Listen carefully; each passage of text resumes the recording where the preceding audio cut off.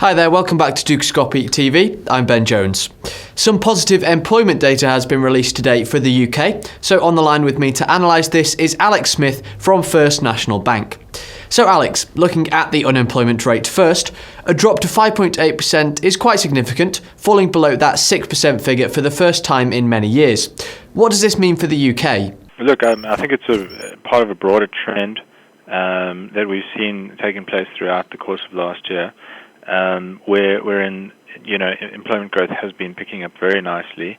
We're also starting to see a situation where wage growth is picking up as well, which is very encouraging, following a long period of very weak wage growth, to the extent that real wages are actually positive again. So that means that wages are growing in excess of inflation, and as a result, the UK consumer is benefiting quite substantially, and obviously the UK economy as well. So clearly a big benefit for the UK economy, and a growing divergence between the UK and the rest of Europe in terms of employment and economic growth.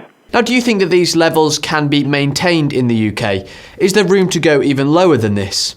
Yes, I think there is. I think there's two things to bear in mind. One is the quality of work. So I think there's still a potential for improvement in the quality of work and also the hours worked and that sort of thing.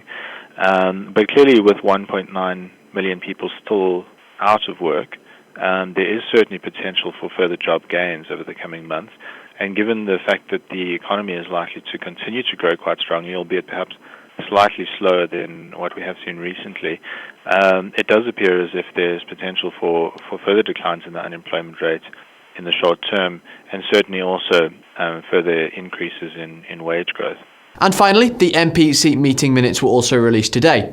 What do you think should be highlighted? Look, I think the most important thing to take note of is that expectations for interest rate hikes have been pushed out quite dramatically. Perhaps around about 6 months ago, a lot of people were actually betting on the fact that there would be an interest rate hike in 2014. Now it looks likely that there won't be any interest rate hikes even in 2015. So, it's worth noting that two of the policymakers within the Bank of England who had previously voted for rate hikes, following the minutes of this meeting, were shown to have taken their votes back towards supporting the majority and saying that they don't want any hikes. So it was a unanimous decision on the part of the Bank of England not to hike rates at their latest meeting. And that highlights the fact that inflation risks have now moved to the downside. And inflation is clearly very weak in the UK and is likely to actually moderate further over the coming months. And with inflation not really a major issue at all, indeed, with it perhaps a concern in that it's actually going to surprise to the downside, it's likely that the Bank of England will hold off on rate hikes over the coming months. And that should also be a very big positive for the UK consumer and for the UK economy. So, we would expect to see UK consumption spending remain pretty well supported throughout this year.